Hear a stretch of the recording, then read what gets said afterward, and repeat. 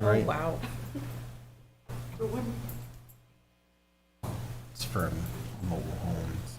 Wow, so It's special very, order. very custom made. Yeah. It's custom already. Oh.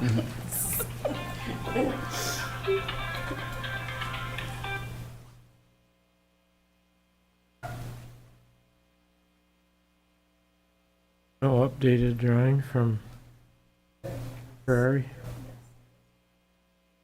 To come to the trailer park or Oh, Rick, further, yeah, I was off at the moment. Yeah, Where did they go?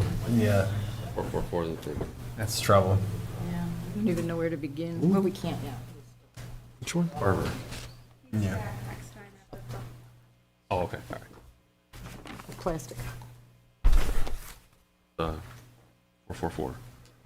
If I got new windows, do I Okay, need next to? one. I didn't know. All right, Well, thank you. it's Farmington. How do they feel? I guess that's what's really important. I'd like to call the meeting to order. Picture, though, that's right. Yes. Yeah. Start with the Pledge of Allegiance. You live in Farmington. Allegiance to the flag of the United States of America, to the republic for which it stands, one nation, under God, indivisible, with liberty and justice for all.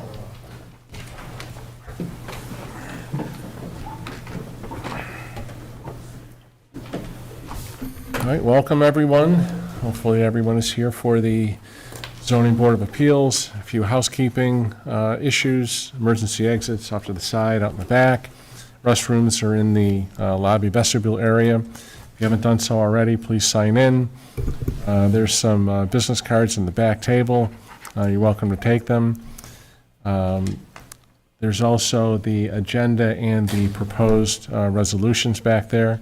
If you haven't done so already, please turn off or silence your cell phones. And if you have to have a conversation that's not pertinent to the application itself, please take it out into the hall. And your cooperation is appreciated. All right. So first on the agenda is the Eric Ferry, 7195 Gillis Road. Hello, Eric. Hello, guys. How you guys doing? Good, how are you? Good, good. So as a review, you were here on August 1st. Your proposed variance was for a 4-foot side setback, and there was quite a bit of discussion about how and the manner in which the shed was located. It's a new construction. Your lot is 100 feet wide. And stop me if any of this is wrong. I'm just reviewing where we are so far. There is an intent to put a pool there, although it's not currently, when I say current, within the year. That's off in the future at some point. Foundation's being dug.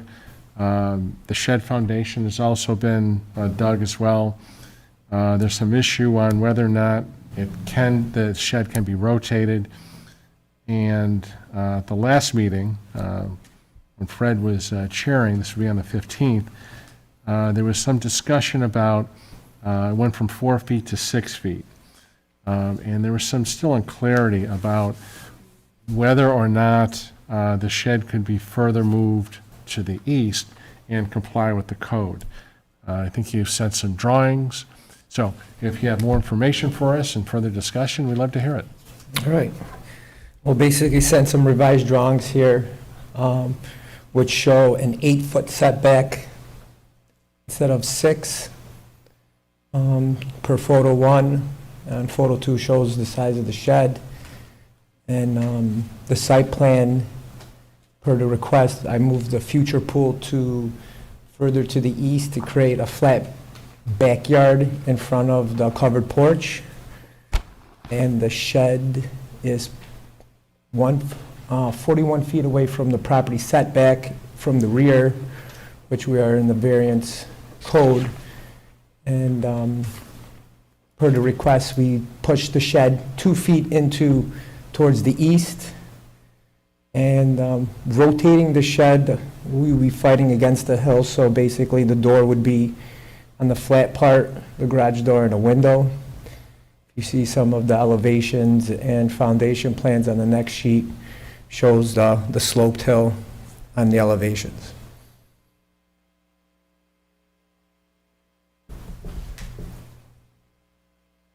Again, the structure is foundation, concrete slab, 2x6 walls. Okay? So, in reviewing the minutes from, oh, you know what, we didn't approve the minutes, did we? Can we just hold Sure. that thought for a second? Because the minutes that I'm referring to are important. I want to make sure that they're approved, and then we're going to circle back to your application, if that's okay with you. That's fine. All right, great. So, the August 15 minutes, I was absent as well as Matt, so three were here, Sarah, Donna, and Fred. So if all is in order, I would entertain a motion for approval of the August 15 minutes. I make a motion, we approve those minutes. Thank you, Fred. Second. I'll second it. Donna, thank you. All in favor? Right. And Matt and I have to abstain. Okay. Thanks for your patience.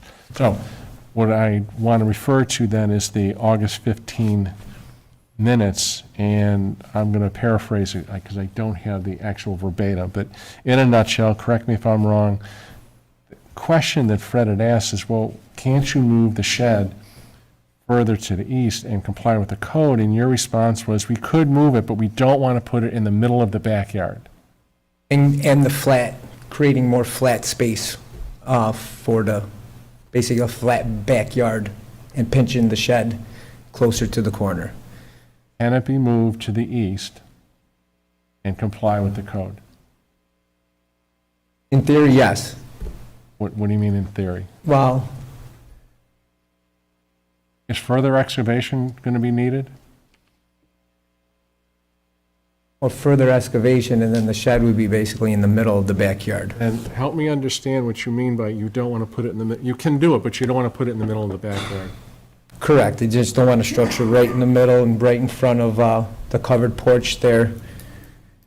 And due to the width of the lot, again, 100 feet, a little bit, setting it back towards the property line will create more of a better visual and a bigger flat yard for Aesthetics. aesthetics. Okay.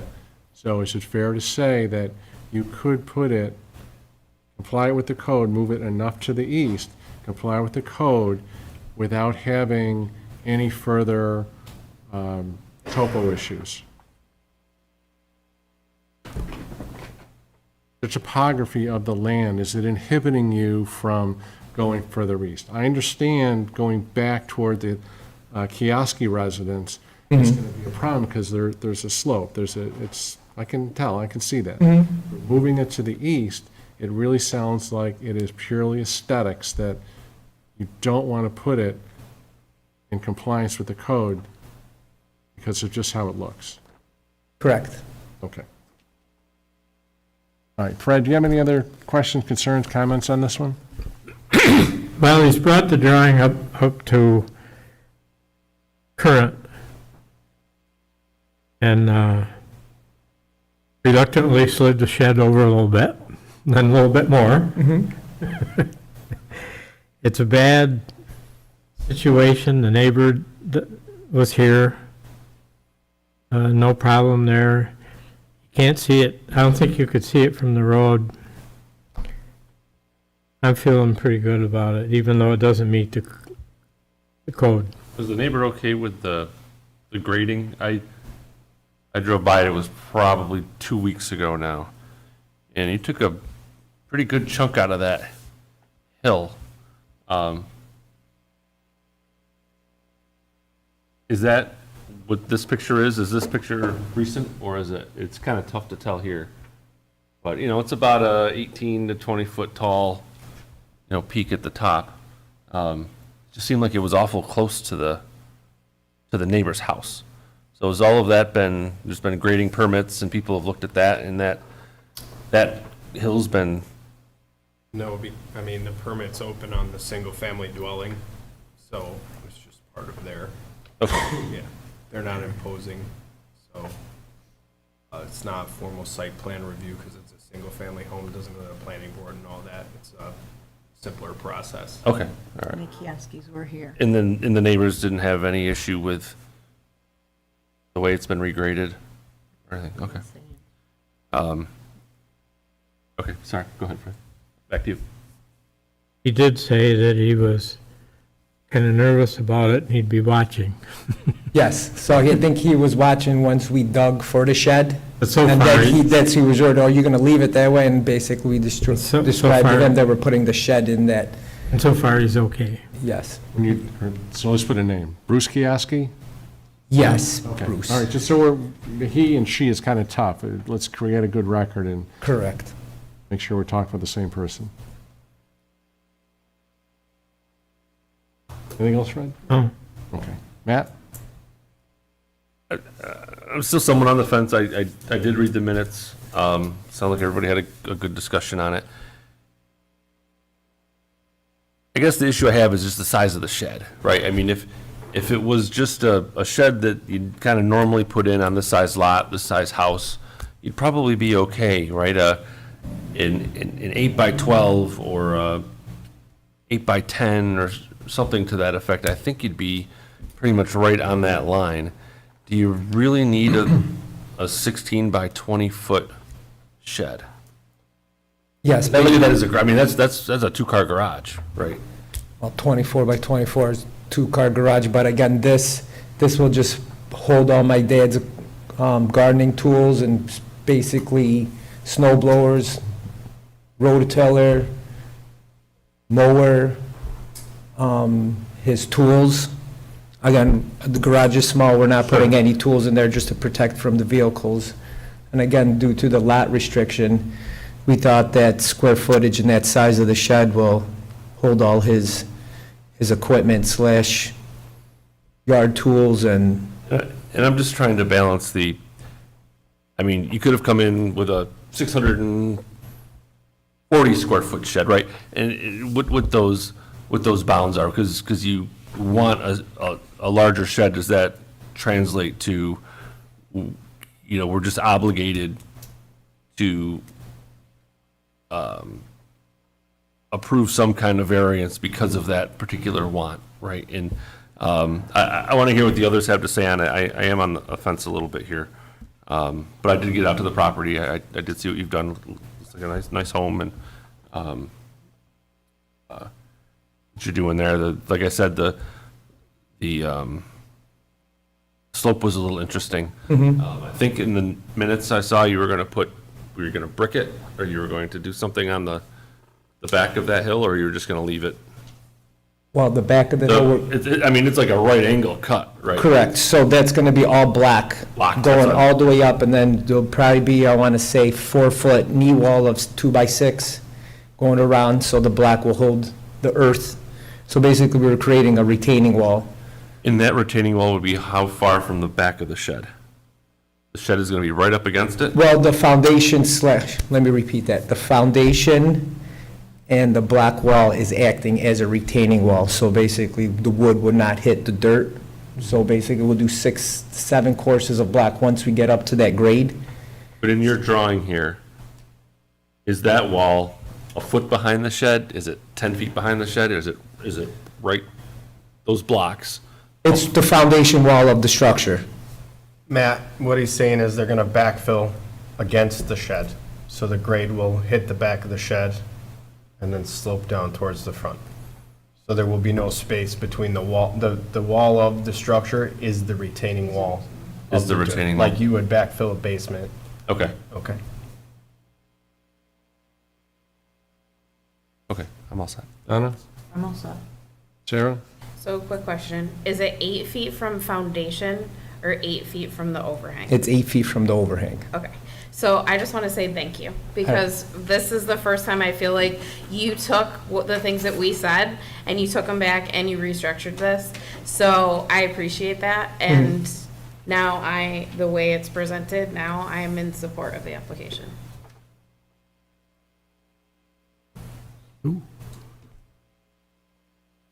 No, I'm still troubled by this, with the amount of space that you have. and the needs and the wants. And this board has been confronted with this future pool issue a few times, enough that it's come back into my lap that, well, one neighbor asked for the future pool, and we allowed that to be a consideration for the shed to be closer to the lot line, and to this day, 5-6 years have passed, and no pool has been there. And the other neighbor, we held him feet to the fire and says, well, no, you can put that shed anywhere you want, and we didn't give him the same kind of latitude that we gave the other neighbor who said he was going to put a pool in, and he didn't. That, to me, is a bit of smoke and mirrors, and in my view, that doesn't sit well with me as a board member. So when you say there's a future pool there, is it next year, 5 years, 10 years? If it's never going to be there, that's a factor. Then if you're not going to put the pool there, then that shed most certainly can be moved and still be in compliance with the code. Second, rotating it, I understand the door situation, so you don't want it to be put, I think you said, to the back, or the windows to the Or back. the side of the, because we're fighting against You grade. can put doors and windows anywhere you want. If the thing hasn't been constructed yet, put the door on the north side of the shed and put your windows on the east and west. And for that matter, put them on the south side as well, above grade line. You're a constructor, you contract, you can figure it out. Well, understand, so if you look at the pictures, we're fighting against the hill, so I would have to carve the hill more and create more, I would have to do a retaining wall for the door to come in sideways on the shed. So that's why the door, per the design and the layout of the site, the door has to be right in the front there, because we're fighting against the hill. If you can go to my next. I thought the cutout was Hold on, the hold on. entire Let me- back. Hold on, and I'll get you a chance, so I just understand. The door can be on the north side of the building, can it not, if you rotate it? If we rotate it long way. If, right now, the shed runs long ways east and west, is that right? Correct. So if you rotate it so the shed runs long ways north and south, why can't the door be on the north side of the building? So you're saying the door still be here, north side, not on the east or west, and if you rotate it long ways, is that what you're saying? All right, right now, the way that photo 2 shows, the shed runs long ways east and west, is that right? Correct. Let's just say pick a side. Which side is the door going to go on, the east or Right west here, side? right here where the shed, right here, on this. So it's going to go on the north side of the building. So if you rotate it, It's going on the south side of the building, right? why can't it be on the short side?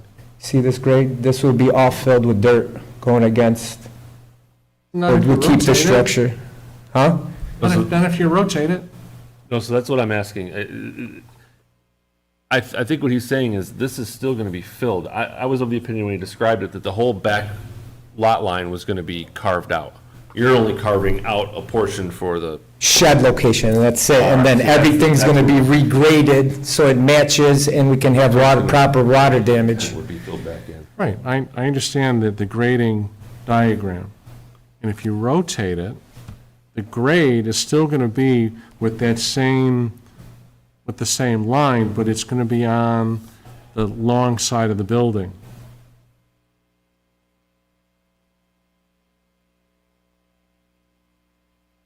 We're not, Where do you we're want to not have on the the door? same page here. I'm understanding, so you're saying rotate it and still keep the door on the north side?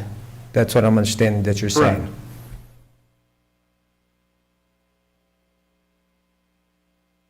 So it'll be closer to the house?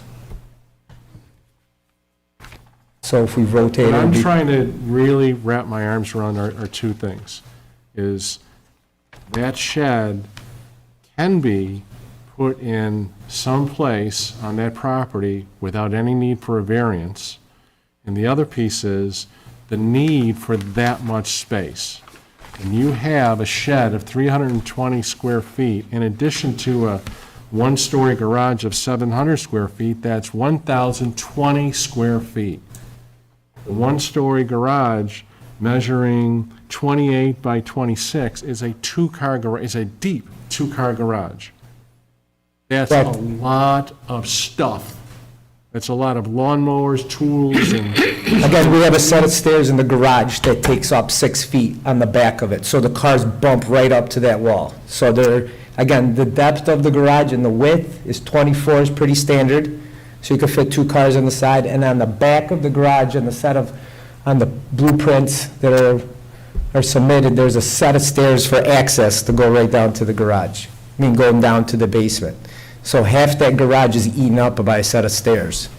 So again, cars fit in there with tight, so that back wall, quote-unquote, is not ready, available for storage. that's news. Correct. I'm trying to understand what you're putting down, so again, so that's what created the square footage of the 360 square foot shed. That was what my parents had previously at their other location. All right, so that solves the size of, granted, it's still 700 square feet of a two-car garage, stairs or not. And the concern that I have is the future pool and the sum and substance of what you're saying is you don't want to put it in the middle of your backyard just for aesthetic purposes.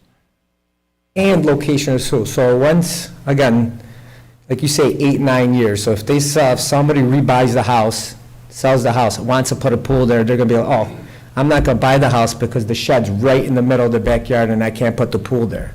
So with, That's ifs and buts. That's, I don't have a crystal ball, you don't have a crystal ball. That's not how variances work, right? Variances, there's criteria, and there's a balancing test for each criteria. One is whether or not it's going to change the character of the neighborhood.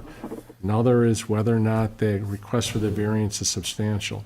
Another is there another way that the applicant can pursue without the variance? You can put that shed there without a variance.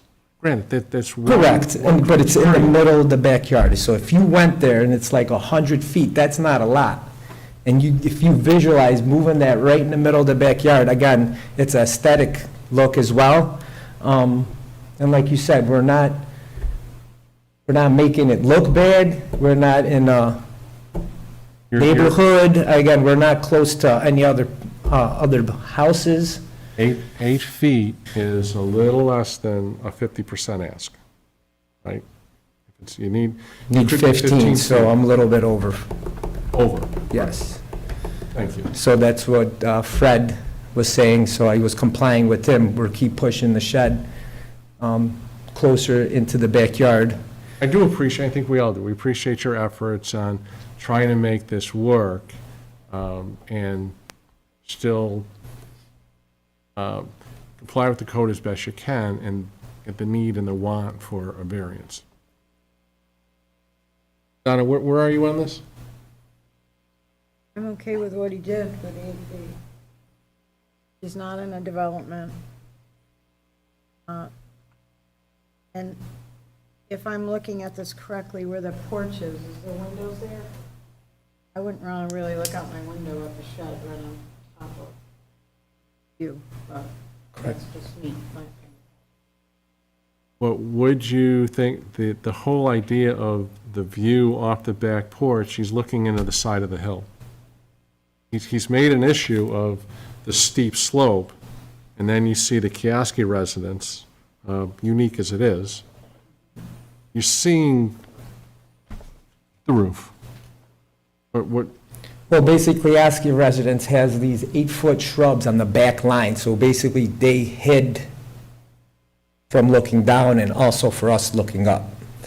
So they won't, quote-unquote, sit on their deck and see the top of the roof of the shed. Matt, where are you on this? I agree with what you're saying earlier about the, kind of that future pool block that we've got in that. But again, can we It's a bit say of a about nice distraction, flat right? backyard? Yeah, no, I'm sorry, interrupt. it's a bit of a distraction because to Mike's point, it's not there, it's not part of a again, it's part of your plan, right, that you want to do, versus if you take the shed, you put it where it's compliant, you then, which to me could be the opposite end, like almost to where the other side of the pool, a smaller shed to the other side of the pool, and see how that and work with that. When it comes time, when you really want to put a pool or something else in, you at least have we've tried it this way, we can't do it this way, here's why, and you've got something to work with. I just think it's a large shed, obviously, and we've got this space being taken up by what says future pool, and I'm just trying to, at this point, kind of say, look, if that just wasn't there, and I get it, it might not be desirable to put it, but it wouldn't be directly in the backyard, it would be on the, I think then that would be the south or the northeast corner. Mm-hmm. And you could have your 320 square foot shed and it would go right there.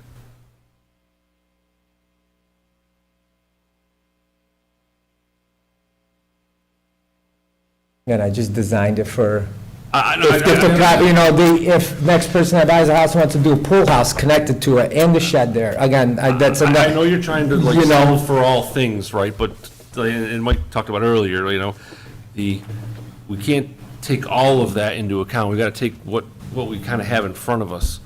And so, yeah, I get it. Maybe they'd want it, but then they're going to say, well, I need a second accessory structure. Is a second accessory structure allowed in R1 or R2? I'm not even sure without a variance off the top of my head. Yes, it's allowed. Okay, so you could have then a second. So it's just kind of going piecemeal for me here versus if you really wanted to have a 320 square foot shed, you could put it right in that upper corner where it says future pool, and then deal with future pool whenever future comes. I don't know if future's next year, 10 years from now, 20 years from now, and you deal with future pool then. So I'm leading on a no from my side just because there is a lot of room back there and it's a big shed. So could you live with a smaller shed and put it over there? Could you live with the same size shed and again put it in that future pool spot? And then when you get to the future pool point where you're ready to do it, sure, this is what we want to do, but we've got to move some things around to make it work. That's kind of a different case, I think. Well, if the shed was rotated, you'd be looking at the peak with a garage door in it. And that might have lesser of a visual impact than the long side of the roof facing the house.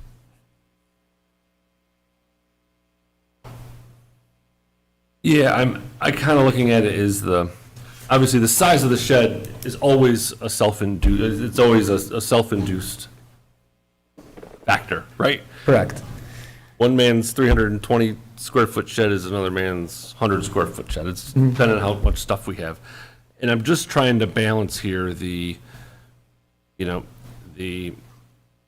size of the shed with the known size of the lot, the known size of the home, what you want to do with it. And there's still quite a bit of land back there. Again, I'm just ignoring the fact there's this future pool block. And it just looks to me, if you flipped it, you put it on the other side, or if you wanted to shrink the size of the shed, you could still make it work. Put it right on the 15-foot line, and you have a 16 by 8, 16 by 10 size shed, and you've got your space for the future. I echo what everyone else has said. I appreciate you coming in front of the board as many times as you did, and my apologies for being here the last time. In working with us in making kind of these concessions, but it just feels like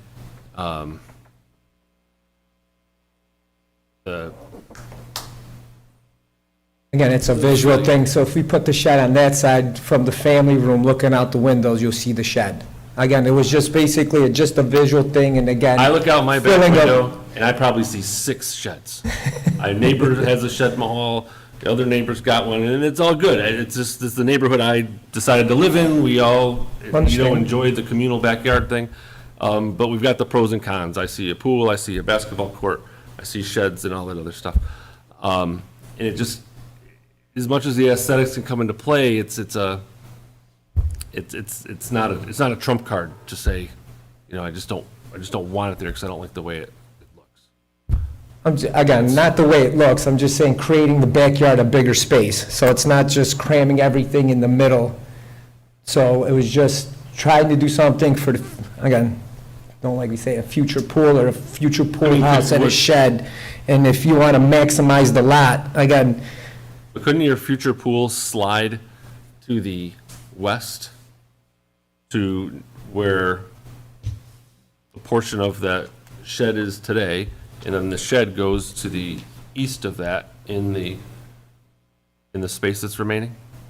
yeah, so I would have to, that grade starts going down harder, so the shed would be more, You're gonna have to grade it for your future pool anyways, right? well, no, again, it's a flat backyard. If you've been there, we're trying to create this flat backyard, dog, whatever, if they decide to fence it in. I have that as designated in front of the patio. It's a flat backyard for the kids, and then you can fence around the pool, protect that, and then you have your shed there. Again, But you're already planning, already have kind of dug out the part for the shed, right? I mean, it's- correct, just to give an example to show, and we created a flatter backyard because the hill Yeah, did so- come closer, but we didn't touch the grade up towards the back property line, so that was staying as is, but we just slowly trying You're to gonna create a put a pool there, you're flat. gonna have to do that at some point, right? No, it's ready right now for a pool. Okay. So it's ready for, it's a flat backyard, or we could put a future pool in that area. So to me, that whole back setback is flat to a certain extent. That whole north, that's a north facing. So right up is- here, Up is north right on in this front diagram. of, right in front of this square I'm Up is drawing. south, I'm Yeah. sorry then. Yeah, this So whole the south side, is all flat, All and then the flat. hill All flat. starts. Yep, and then the hill starts right here, so. but that south back lot line, where it The north, says, south, the back, yes, this. right, is this- flat. Now that you've dug into it, I know in here you said there's gonna be a grade that kind of cuts diagonally across the shed to the north. But that's gotta only be a little strip, because if you're telling me that where the pool is, it's flat. Correct, this square right here that I'm drawing out, right there, in front of the shed is flat, going next to the pool is flat, going around, that's all flat, and then the hill comes right down. If this application is turned down, you think you'd still keep the same size shed and shove it over another 7 feet? Clear the 15-foot setback? You understand the What would question? you do? Hey, so you're saying if we got shut down, Let's just say deny. If the denied, variance is if we got denied, so basically I have to talk to my dad. I mean, we didn't think about that.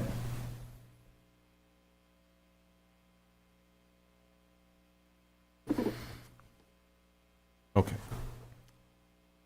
In the shed, any utilities, electric, plumbing, anything? Nope. Anyone from the public want to speak for or against the application? All right. As I said, it's a balancing. One criteria, if you will, for or against, isn't fatal to an area variance. So we're going to walk through the criteria, and I think you're getting the gist that there's some in favor and some that probably aren't. All right. So what we have to do at this point, we're going to go through the criteria and make sure we have it as accurate as we possibly can. First, an undesirable change would not be produced in the character of the neighborhood or detriment to nearby properties created by granting of the area variance. Like primarily what's going on here is the distance, and it's behind the house, albeit you are asking for 8 feet. The shed itself is guarded both by vegetation and the house, so I think it would be hard pressed to say that it would produce. It's well removed from, sight line from the road. That's my point. It would not produce, like, it would not change the character of the neighborhood or the location of it, irrespective of if it's 8 feet or if it's in compliance with the code. I don't, you really have to look hard to see where that shed is. So I don't think that it would change or produce a negative impact in the neighborhood. Anyone want to add anything or comment on the first criteria? Second, the benefits sought by the applicant can be achieved by some method feasible for the applicant to pursue other than an area variance.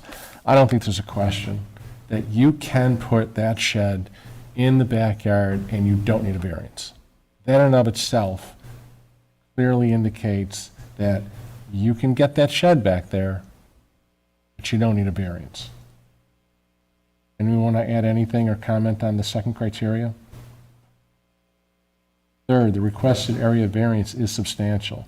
You've indicated at 8 feet, it's a little more than 50%. That's arguably substantial. Would anyone want to add anything or comment on the third criteria? Isn't 8 feet less than 50%? Because if the setback's 15, 15. So we'll go with a little less than, I don't have the math, but a little less, than somewhere between 45 and 50%. Is that fair enough? Okay. So we'll keep it at that. I still think it's substantial. Fourth, the proposed variance will not have an adverse effect or impact on the physical and environmental conditions of the neighborhood or district. I've heard anything about whether it be the slope or the location, that it's going to cause any kind of negative impact to any of the neighboring properties. Anyone want to add or comment on the fourth criteria? Fifth, the alleged difficulty is self-created. It's not constructed yet. You can, again, based on the second criteria, you can put that in compliance with the code. You're choosing not to, so that's self-created. Anyone want to comment on any of the 5 criteria or any further conditions for the proposed variance, presuming that it's granted? can I make a suggestion that we add 8 feet from the overhang? Well, that's the code. You Okay. do realize that it's the eave, right? It's not the Yes. structure Okay. itself. Yep. Okay. Thank you. Yeah, I just want to make sure. Yep, good, thank you. Anything else? Any lights on? Any electric, so there's no light issues? Okay, fine. All right, then I would entertain, if necessary, a motion for approval. I'll make the motion. Thank you, Sarah. A second? I'll second it. Thank you, Donna. All in favor? Aye. Aye. Opposed? Nay. Opposed. All right, 3-2. You have the shed.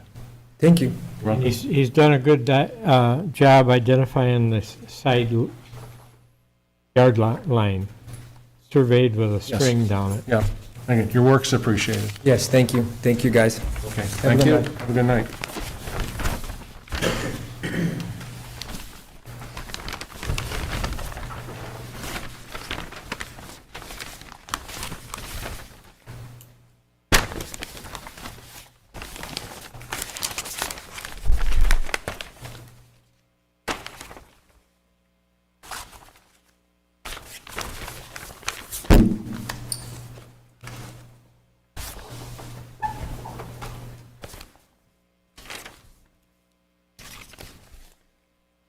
Cliff Anderson.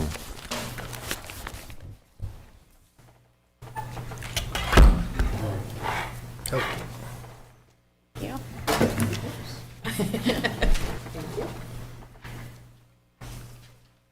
Thank you very much. You. Thank you. Thanks.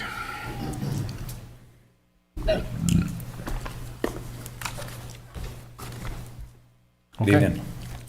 So Ezra is the primary investor on this property. He's got all the numbers on this, everything that you guys wanted to hear from.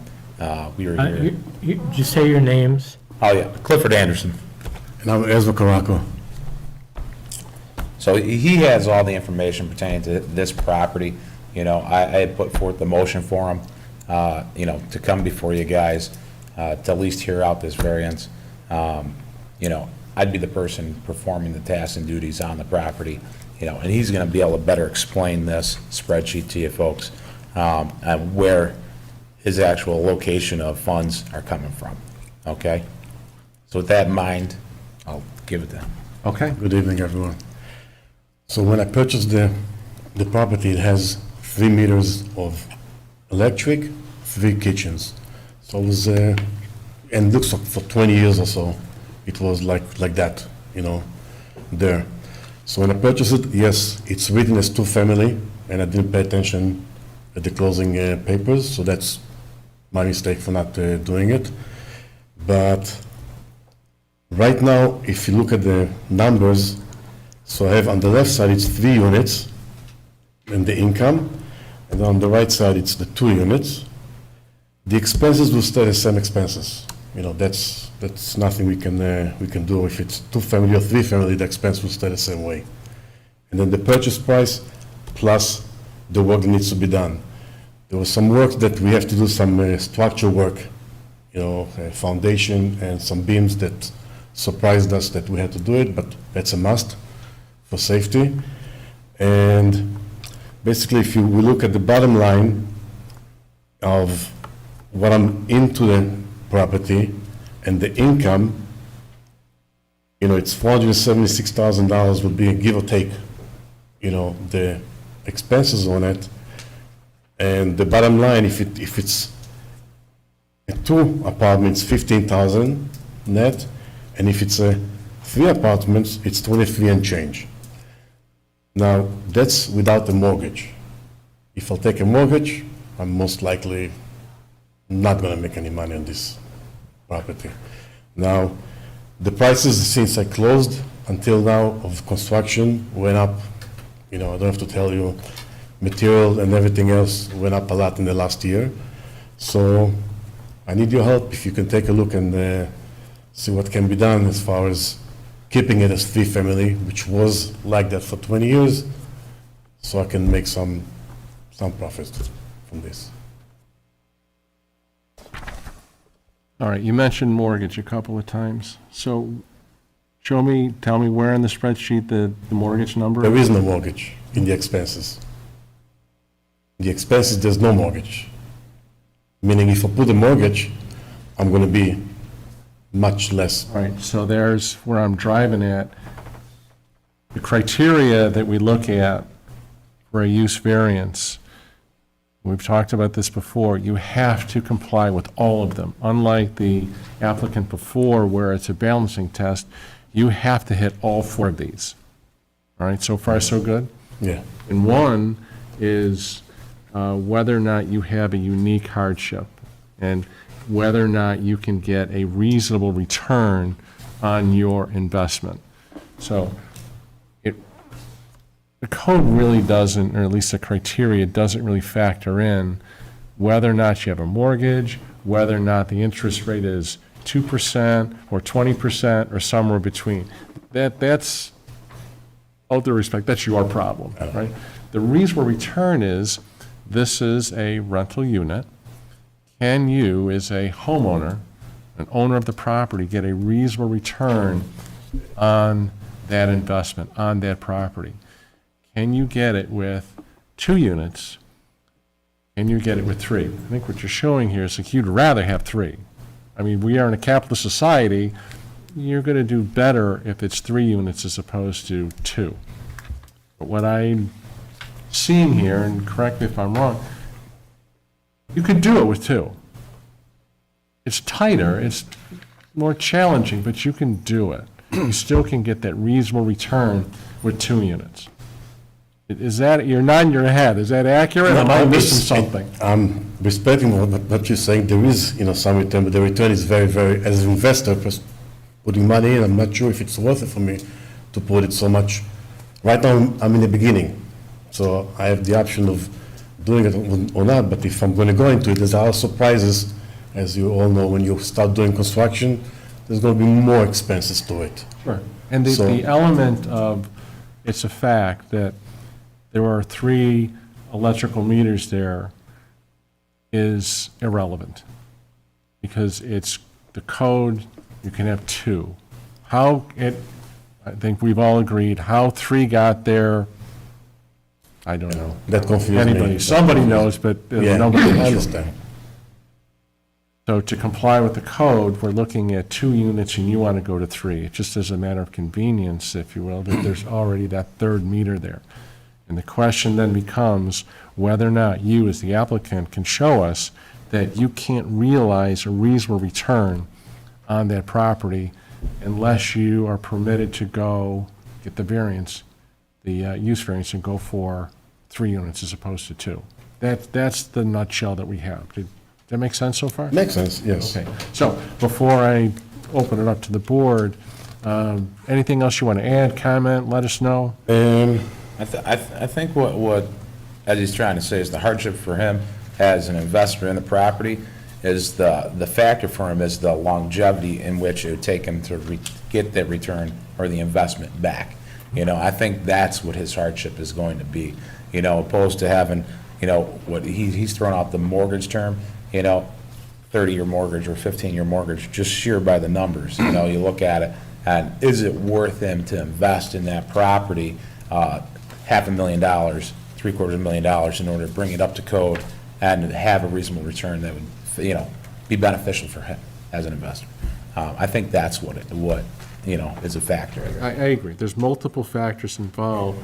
I don't think as construction, anyone in the construction field will tell you that there's everything from wood to, Oh, yeah. it's right through the roof. I mean, in the last year, I've seen our products go up 33% across the board, you know, in just the last year alone. I mean, we're not even going from the inception of COVID in 2019, you know? I think there's also the piece that you can over-improve a property. You can put way too much into it, and you can say, well, I'm not getting a reasonable return. Well, Sure. if the market, for example, says that property has a value of $250,000, and you put $500 into it, that's really not a good investment. Right? It's a balancing act of how do you put in enough money into the property so that it can be in compliance with the code and still get a reasonable return on the investment. The kicker here is further in need of the property is of improvements, the more money you have to put into it. Sure. So that really doesn't, I think, factor into a use variance. It's, does the code allow an applicant to invest in a property and get a reasonable return on that particular piece? It's a hard standard. Use variants are very, very difficult. I'll tell you that right now, if you haven't figured it out already. So anything else you want to add before the board asks some questions here? No. Okay. Fred, got some questions? Well, my problem is that I can't bring my conscience to bring a 3-unit rental unit up in that area, because if we give it to you, we got to give it to the next applicant. And I don't want to see rental property expand in that zone up there. There isn't any there now, other than this house. And we almost would be inviting a 3-unit. And a non-resident landlord. You're looking at, Fred, the third criteria is if granted, it would alter the essential character of the neighborhood. It'll be there forever. Okay. That's I think what he's, Even if the house falls down, it's still Sure. going to be there. Sure, no, I mean, I can respect that and understand that, but I don't think it's much different than having a housing tract less than a mile away. You know, you got miles of housing tracts all the way up and down County Road 41, you know what I mean? it's not how the code defines it, though. I understand that, but I mean, as far as, you know, Fred's got the hardship of, you know, if it's there, then we gotta give it to everybody, and I can respect that and understand that, but I really think that there's not much different than having a housing tract and having 40 families in one housing tract stacked on top of one another, opposed to having, you know, a 3-unit rental property there, you know? We don't see too many houses stacked up on top of one another up in that area. Well, I mean, I I certainly. know you're using that as an No, I mean, I unfair certainly- example, but. Sure. And like I said, I respect fine. it. I mean, I do know a couple builders that have built right along Strong Road and then right down and around, right around the golf course there. You know, Victor Hills, right on the other side of Victor Hills, there's housing tracks right in there, on either side, you know. Also, I wouldn't, sorry, stopping, would never come up to the board if it wasn't for the 3 meters, and which I know it's irrelevant, but I would never come up and ask to change anything because it was there. So when it was there, so, my mistake, and I'm taking it. I'm That I sorry, didn't- that I I'm didn't- sorry about that. that It was there, and now it's taken away, so it's changing the whole bottom line, but, You should never apologize for asking, all right? That's how you figure things out. Yeah. And that's why we're here. yeah. Right? Any other questions or comments, Fred? No, this is one of the biggest deviation from the code that I have in my mind at the moment. I don't like it very well. Matt, questions, comments? Yeah, so thank you for putting this together. I'm a numbers guy, so I like numbers, so if you can bear with me here. I think I'm gonna try to convince you you're better off with 2. First question, what would be in the column with the 3 units? What would be the square footage of each of those units? Apartment 1, 2, and the studio? I have no idea. Let's see, so, I don't want to throw, I mean, to give you an idea, just to, looking at. It wasn't 100 square feet of each, is it? Yeah, I mean, look at, if you look here, this back unit here, this is like all separated out. So from here over to here, that would be the studio. It's a loft, it would be a loft studio there. And then the house is split somewhere about here. And they're both 2-story, here and here. So basically at the kitchen dinette area where this bay window is, that would be proposed to be B unit, so A, B, and C unit. That would be the proposals for that. And again, I mean, they all are 2-story in that area, so to give you an idea, I mean, you're probably, from here to here, you're probably about 25 foot, maybe 25 foot deep. So, Would you say the A and the B units are somewhere near the same size? and yeah, they're The third approximately. one is half that? I think the B unit is slightly bigger by maybe 500 square foot. What are we at talking max. about? Jeez, I mean. Give me a second here.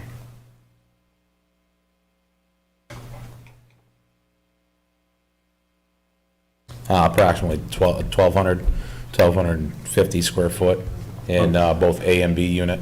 And the C unit would be probably somewhere close to, I'd say, 850, 900. And you said 1 and 2, A and B would be what? Somewhere in the ballpark of 12 to, I'd say 12 to 1250. Each. So, the first thing that stuck out to me was, in the scenario where there's only 2 units, you should be able to get more than 1,400 for the second unit, because if you're only gonna put in 2 units, one of those units is gonna consume the space for the studio. I'm assuming, you're gonna take that space. Sure. So you're really not really looking at 2,800, you're looking at 1,400 plus something else for that additional unit. Maybe it's not quite the 750, but maybe it's another $500 or $450, because you've got 2 units now, one is significantly larger than the other. And to me, I'm kind of looking at it too is, what is selling a lot is, or what people are asking for are homes where there's a larger space and then like an in-law quarters or something like that next to it. In addition, I still struggle with, I don't think in the 3-unit scenario, you're gonna find that the studio apartment is gonna bring down the value of the other 2, right? It's gonna be difficult, I believe, especially, at least in Victor, and it's a rural community to a certain extent, to find a studio and then 2 other, 1,300 square foot, how many bedrooms in each? 3? So 2 other families to also want to have a studio apartment kind of attached to it. To me, if you think of the size of the yard, the parking, the logistics of all that, it just feels like apartment 1 and apartment 2 aren't the same value. They're different values with a studio apartment and without a studio apartment. And with a studio apartment, in my opinion, apartment 1 and 2 are less valuable than if they are without it. On the expenses side, your management fees, your insurance, the water, and miscellaneous, those would all be higher in the scenario where you've got three families calling you, or 3 tenants calling you, or the management fees, if the rent is higher, would be higher as well as a percentage of a slightly larger number, as well as your recurring costs. So on the contractor side, you're going to have to build out a bathroom, you're going to have to build out an extra kitchen, like all of that, you've got to build that out, so your costs, your fixed costs into the 3 units has to be higher than the 2 unit side. Right, so if you go down the 2 unit side, it's kind of, it might be a couple $100 less a month. I don't think it's as drastic as it's shown here, is $750. I think your fixed costs are cheaper on the 2 unit side. I think you're gonna bring in more income out of apartment 1 and 2, because one of the apartments will be larger, because it'll consume the other half. In that, you're gonna have this studio that I think is gonna, again, I think is gonna bring down the appeal of apartment 1 and 2, just again, because 3 families, like I said, cars, backyard, like how it just doesn't feel right. There's probably a reason why there aren't many 3-family homes at all within the area. I just don't think it really works. And just with the numbers, and I know we're all kind of estimating here, it just feels like you'll be taking less risk, and you may even have a better return with the 2-family approach, because your costs are going to be lower to get into it, and you're going to have more of an appeal to just 2 apartments, one larger than the other. Again, you also have the advantage, if you ever wanted to sell it, you could sell it as something with an in-law quarters or something to that effect. That's kind of my pitch for that. I kind of look at it, and I looked at this just for 5 minutes like everybody else. I kind of feel like you're better off with the 2 units from a return perspective. But it's your property, it's your investment, but I don't really see a drastic difference at all. I actually see it better as the 2 units. There's also a limit of how much you can charge, rents, when it's not a brand-new house versus like if you drive on a 332 and, 41, there's new homes, people rather go to new area versus, so. Well, regardless of how much you charge, We have competition. regardless of how much you charge, by adding a studio, you would have to charge less for those other 2. Those other 2 units, I think, would get less than they would if they were 2 units on their own, even if they were the exact same size. As well as your fixed costs. Again, you're not making an extra bathroom, you're not making an extra kitchen. But, everything's all stubbed in for that already, so, you'd be eliminating that, and you'd be opening the space up, but, even if you had Even if you didn't touch the space, or Yeah, you just left the I mean, space as storage.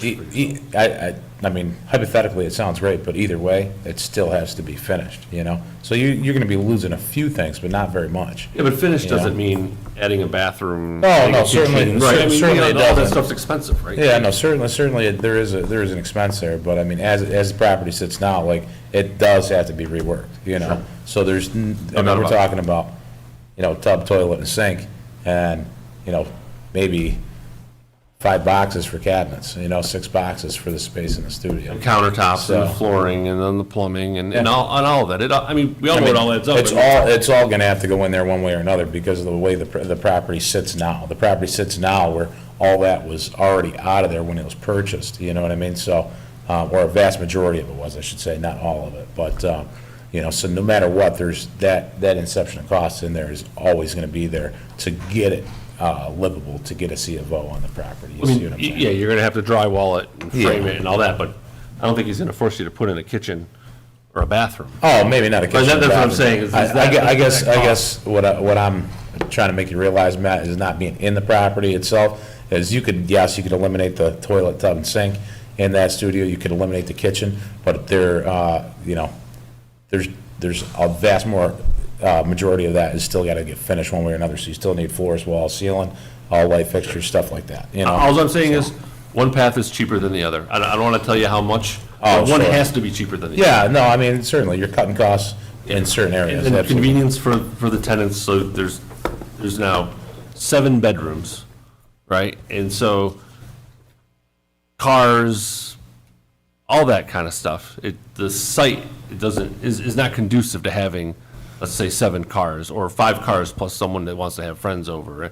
It just seems like adding that extra unit from a logistics perspective will make it difficult for tenants and is going to also devalue what you're going to get out of it. You might have an extra apartment, but I think you're going to get less for the other 2, and you're going to find that it's hard to. Understand. Sure. Okay, All I'm good. right, Donna? Did you already purchase the property? Yes. So when you purchased the property, what was it under 2-family? Yes, it's listed in assessment data as a 2-family home. So where the third meter came from, I had a chance to walk through with Cliff the studio loft, as they call it. So it's not one room, it's 2 stories. It's just an open second story by a staircase. So it's not necessarily a room. But the kitchen area wasn't complete. There's, plumbing for a sink, and you can plug a fridge in anywhere. There's no gas or electric hookup for a range, so we wouldn't consider that a kitchen. How the third meter got there, I have no idea, but you're talking 2 main panels and then that sub panel, and there was some other wonky type Yeah, we couldn't really stuff tell exactly what it was. stuff going on. What's that? How old is the home? It's I don't know exactly, but It's over 100 19. years. Yeah. Yeah. So my Well, other question was, when you came last time, you said $2,200 to $2,400 per month per unit. Certainly, I mean, I wasn't the investor, you know? Okay, I mean, that's so fine. No, I that- just wondered why, because you have, totally, that's a lot of money difference. That's, We did some homework to see what exactly now, the rents in these type of homes going in the area. There's higher and there's lower, so this is right in the middle. okay, that's my only question. Thank you. Sarah? I have nothing else to add. All right, so a lot of what Matt is saying, I agree with. And you, on the second column with 2 units, your numbers, you have apartment 1 at 1,400, apartment 2 at 1,400, and I'm sorry if I'm being redundant, but you don't factor in anything for that space of what that studio is, however big that is. It has some value to it. So unless you're just going to say you're going to board it up and say, I'm not going to do anything with it, arguably, why would you? You would take that studio space and have it as whether it be apartment 1 or apartment 2. So arguably, apartment 1 could be 1,400, and apartment 2 is going to be something more than 1,400. It might not be 1,400 plus $750, but it's something. It might be $500. It has some value to it. That space has value. Whether or not you put a bathroom in there, in that studio, in addition to, let's just call it for apartment 2. Is it attached to apartment 1 or apartment 2? Two. Apartment It's, all right, so, B, all right, as so we'll he's just call it referring to apartment it. 2. So if the studio is attached to apartment 2, you could put a bathroom in there. You're not going to put a kitchen in there. I think you, as a contractor, know your bread and butter is kitchens and bathrooms, right? So you could sweeten that place. Now you got 2 bathrooms in a pretty spacious apartment. Family might be bigger, means the money's going to be bigger.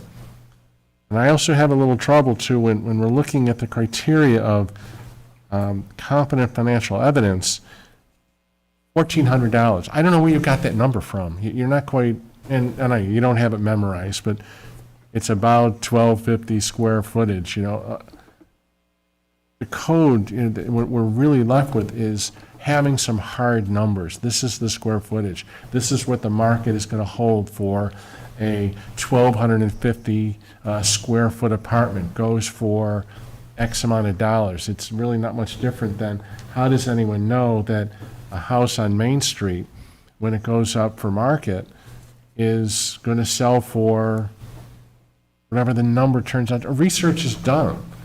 Realtors know that.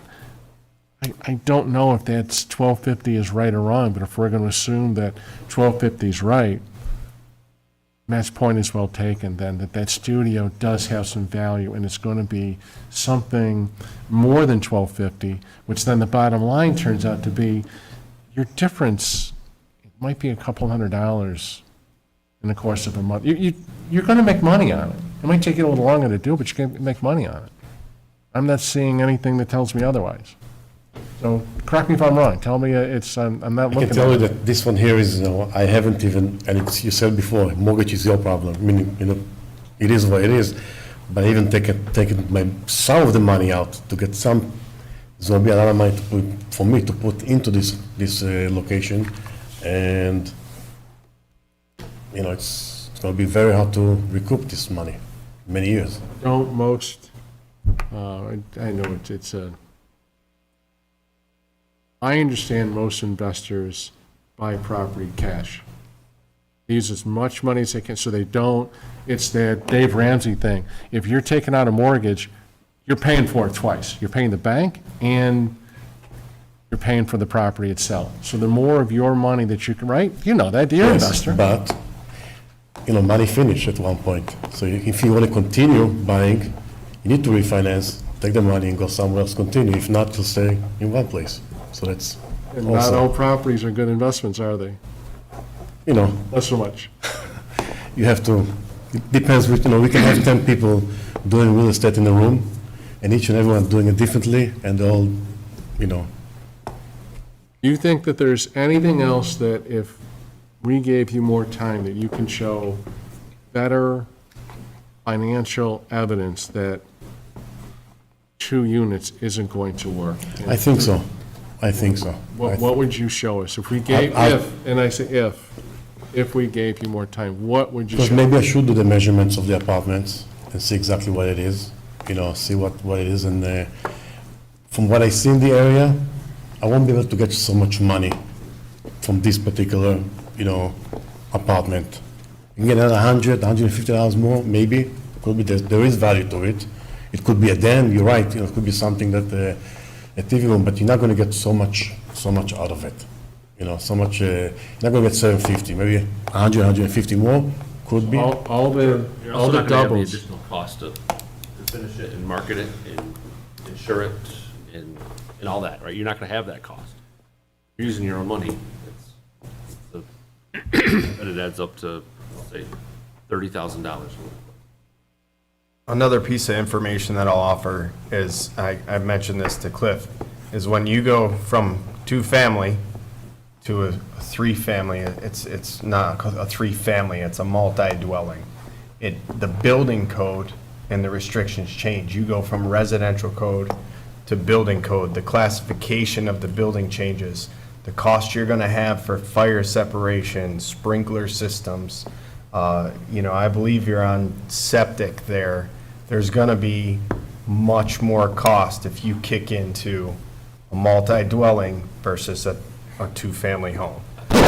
So they would need, I thought we asked that 2 times ago, if they would need a sprinkler system.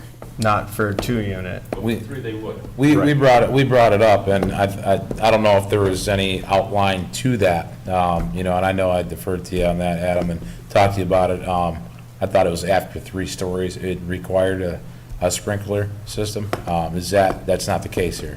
The case is once it's a 2-story. You have or to reference a multifamily. different section of the code now at that point. Once it's 3 units. Could you, do you know what that code is by any chance, or? It's very complex because you have to go to existing building code and then, the level of alteration and the classification. Now you're in the building code, you're jumping from not the residential into existing building, but you're jumping from the actual building code, the state building code, into existing building code. So there's really the path is complex. So it's I a- definitely don't have all the answers. I have to read through it Right. multiple times.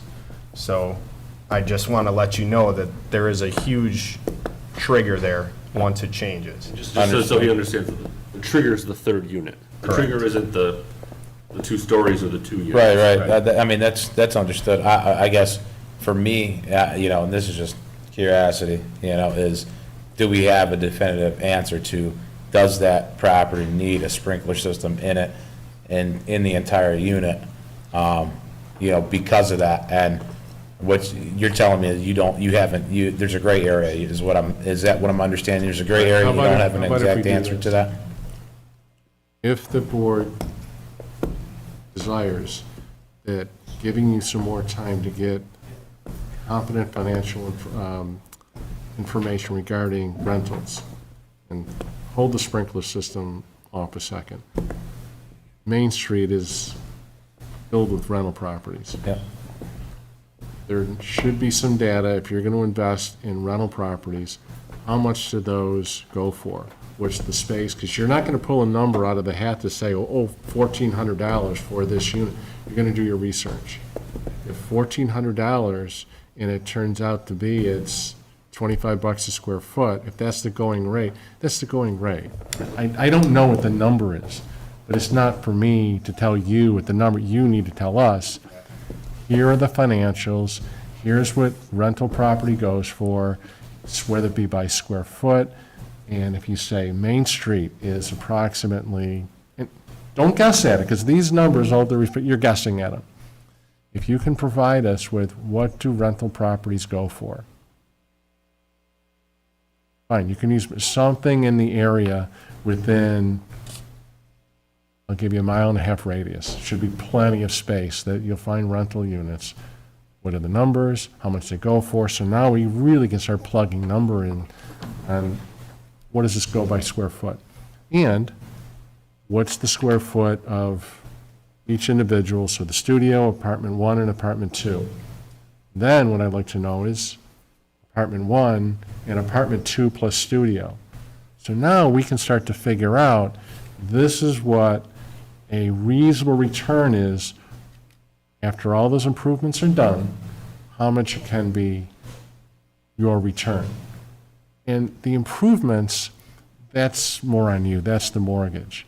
Because what we're looking at is, if you want to get this thing up and running, is 3 units permissible, or it's just not a sustainable investment? All right, does that make sense so far? Yeah. So then the second thing is, if the board decides to give you that amount of time, is that would give Adam a little bit of time to get an outline to say, here's how I know what I know, and here's why our code enforcement officer believes that you're going to need a sprinkler system, which is going to, I don't think it's any secret, everybody, that's going to really raise those rates, right? All right, Adam, you think you could do that and provide an outline? Absolutely. Okay, so, Sarah, Okay with it. given what I've proposed, would you like to see more?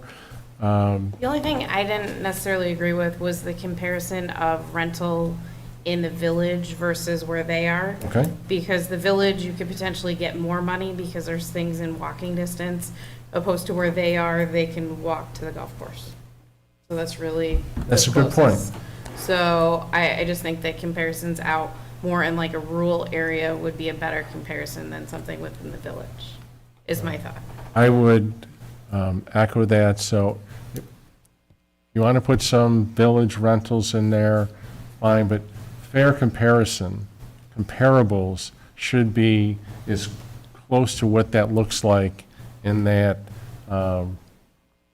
suburban, rural area. Okay. All right? So the more you can get, the better it looks, the better numbers we can see. Good point, Sarah. Donna, you good with that? Matt? Fred? Take all the time you want. Okay, so if you want to do that, how much time you need to find those numbers? It's something you're gonna have to answer. 2-3 weeks should be. We meet again September 19th, and our meeting after that is October 3rd. You tell us what fits, October, October 3rd? yeah. All right. So by October 3rd, you get us the numbers. And it would also help too, if you have these sooner, I mean, I appreciate it. Yeah, no today. problem. We'll have it before. We have them before, we can take a look can- at them. Yeah. That would be great. And Adam's going to get the outline for us, and once, I think you can have that a week before, so we can share that with Cliff, and so he can be prepared as well, and what your thoughts are on that. Yep. Great. Questions? No, Thank you. Thank you so much for your time. appreciate it, thank you, guys. All right, have a good night. You too.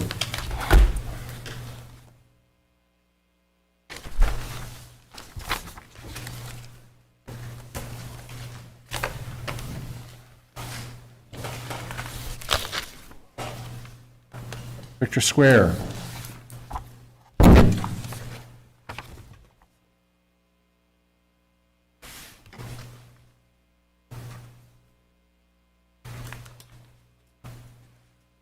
Thanks for your patience. No problem. I do this for a living, so sometimes it's never this early. Good evening, my name is James Baglioli, I'm an attorney for Benderson Development. This is a unique application because it's actually a variance I didn't create.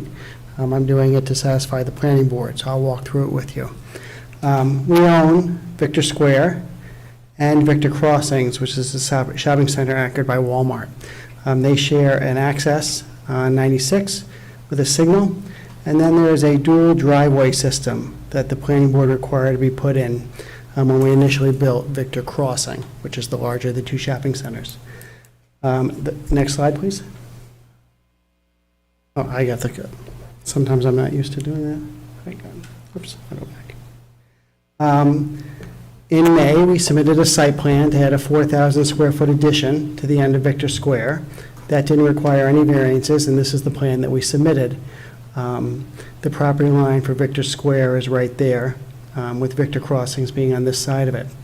When we submitted the application to the planning board discussed the fact that this driveway configuration system was very confusing for people who were using it, was somewhat dangerous, and asked me to go back and see if I could redesign it and add a little parking in this side of this shopping center so that the traffic would flow much better there. I went back and redesigned the site plan, and what we did is we got rid of the dual driveway.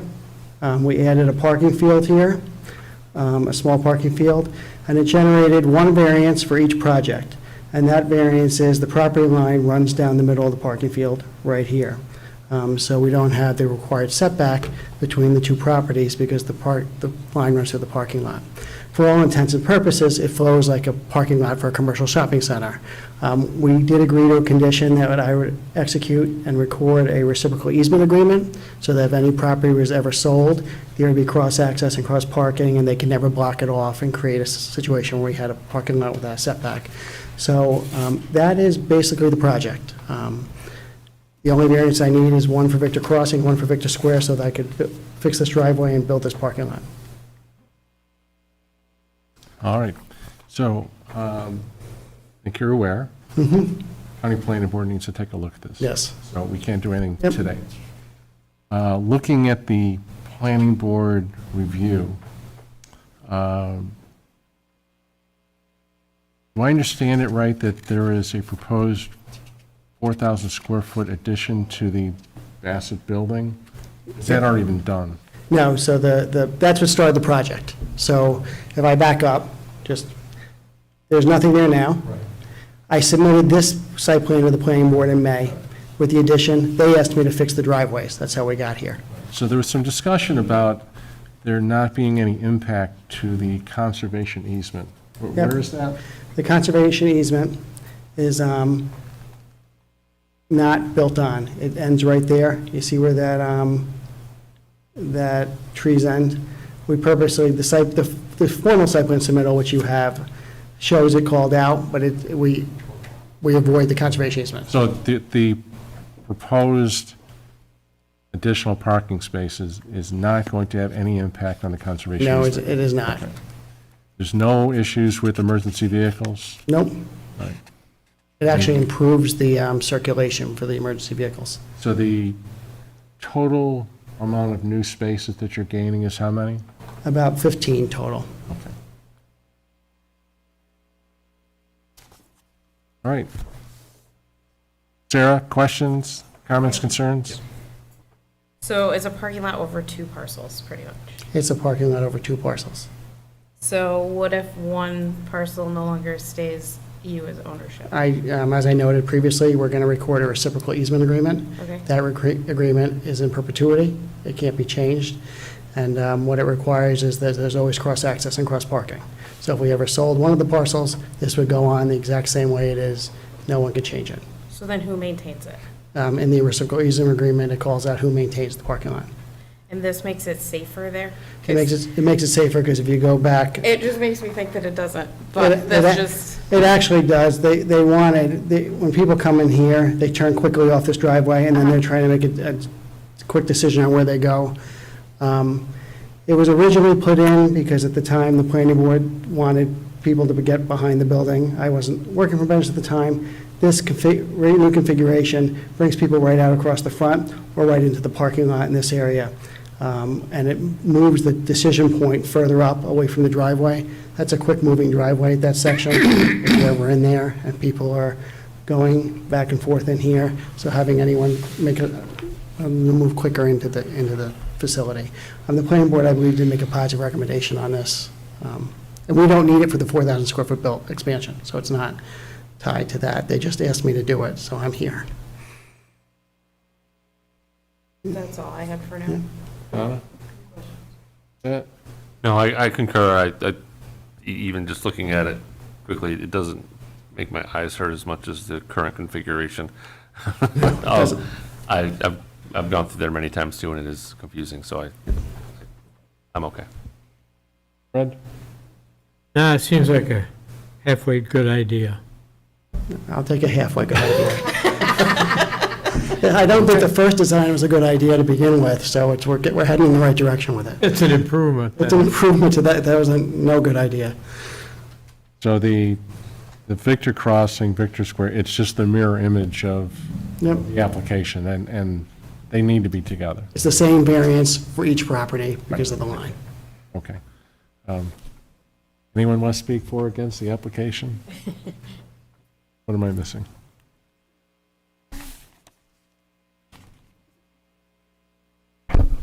Hold on.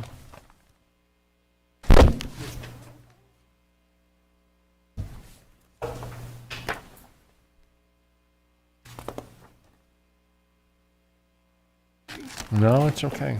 That's why you're here.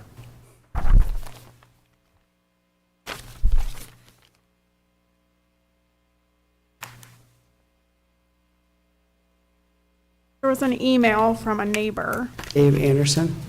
No. Let's see. Is it in the Dropbox? I can. Amy Van Buren? Yes. Yes.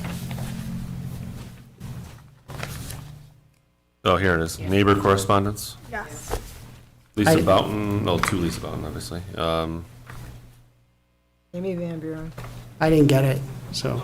You didn't get it? Just No. received it today. So Okay. I apologize. It doesn't impact, I know, I have 2 neighbors that come out a lot on this site. It doesn't impact any of the neighbors. All the houses are here. The parking lot is here. This neighbor here, so that was Dave Anderson, asked us to add some additional landscaping, and even though we're not impacting anything from this side of the site over, we did add the additional landscaping in that area as requested in connection with the site plan application. So I don't know. Matt has the email, if you could review it, read it. Sure. So it's from Tammy Van Buren, 365 Meadowlark Lane in Victor. Zoning Board of Appeals, please enter the below into the record for the 9/6/2022 public hearing. Please deny the request for variances for the above development. The property has already had variances granted so they could build the existing plaza. The developer is requesting variances so that they can build an addition for a mattress store to the existing building. There is no need for an addition to the building as there are currently 2 empty stores that can be used for proposed mattress store. One, if the empty stores is being used for a temporary seasonal Halloween store, which could be used for permanent tenant at any time. There are also some empty stores in the adjacent development which has the same owners and could be used for the new tenant. The planning board approved the new entrance exit to the site, which will allow easier access to the 2 empty stores. The developer purchased the property and knew what the existing zoning requirements are and need to develop the property within those requirements. The town does not need to grant variances so that they can add to property which has open usable spaces.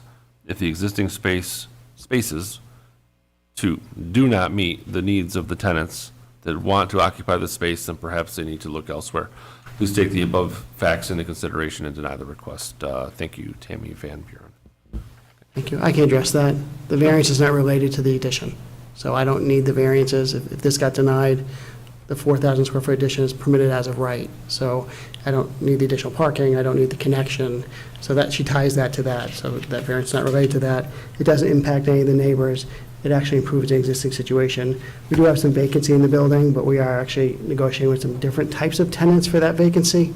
This is a mattress store, Sleep Number. So it is a low-traffic generator and only requires 4,000 square feet, not real deep. They don't sell anything from the store. So you go in, it's like shopping for a car, you look at it, then they deliver the mattress to your house from another location. So it's actually just a showroom edition. That deeper space, we're negotiating with a different type of tenant. The store wouldn't take that. And we barely have any vacancy left at Victor Crossing at this point. That is, we have some very small vacancy, and they won't go there. I believe you said earlier the planning board asked you to take a look at This whole driveway. This whole driveway, right? This whole variance of Result of driveway. their request. Yeah, it's a result of their request. So we're looking for cost. No, it's an additional cost for us that we're willing to undertake to make it better, so.